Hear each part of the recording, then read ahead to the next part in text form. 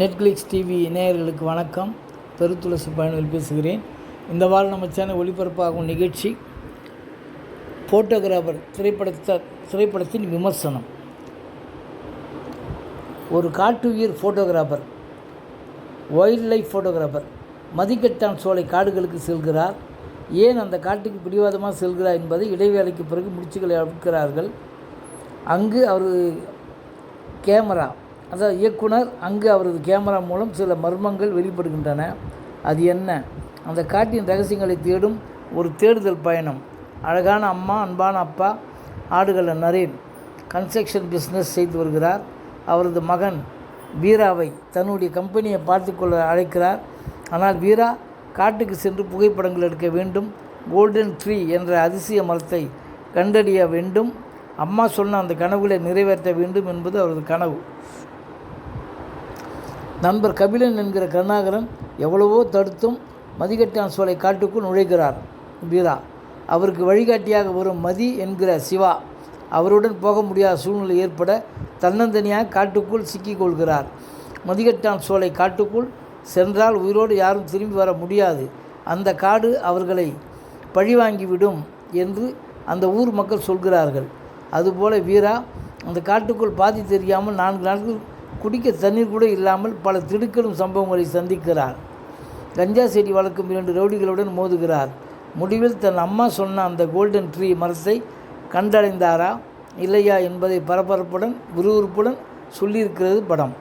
படம் முழுவதும் அடுத்து என்ன என்ற ஆவலை தூண்டும் விதம் படம் பார்ப்பவர்களை சீட்டின் நுனிக்கே கொண்டு வந்து விடுகிறது. நாயகன் எப்படியாவது தப்பிப்பாரா என்ற ஒருவித அச்சத்தையும் படம் பார்ப்பவர்களுக்கு ஏற்படுத்துகிறது.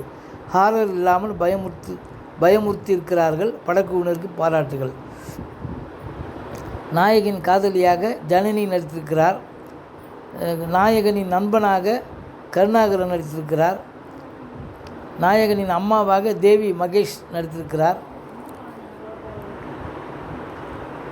தொழில்நுட்ப கலைஞர்கள், இயக்கம் அண்ட் கதை அஸ்ரப் அலி. ஒரே காட்டுக்குள் படம் முழுக்க விறுவிறுப்பான கதைக்களமும் திகிலான அம்சங்களுடன் சிறப்பான கதை எழுதி நடித்திருக்கிறார் அஸ்ரப். அவர்களுக்கு பாராட்டுகள். இந்த படத்தை இயக்கிய அஸ்ரப் அலி கதாநாயகனாகவும் நடித்துள்ளார். இது அவருக்கு மிகவும் சவாலான முயற்சியாக கருதப்படுகிறது. ஒரே நேரத்தில் நடிப்பும் இயக்கமும் செய்ததால் ஒவ்வொரு காட்சியும் மிகவும் திட்டமிட்டு படமாக்கியதாக கூறப்படுகிறது. படத்தின் கதையின் முக்கிய அம்சம் காட்டுக்குள் நடக்கும் மர்ம சம்பவங்கள். ஆனால் ஸ்டூடியோ செட்டுகளை விட உண்மையான வனப்பகுதிகளில் அதிக காட்சிகள் எடுக்கப்பட்டுள்ளன. படப்பிடிப்பின் போது அதிகாலை மற்றும் மாலை நேரங்களில் இயற்கை வெளிச்சத்தை பயன்படுத்தி ஒளிப்பதிவாளர் ரயீஸ் அஹ்மத் பல காட்சிகளை பதிவு செய்திருக்கிறார். இதனால் காட்சிகளுக்கு இயல்பான தோற்றம் கிடைத்துள்ளது.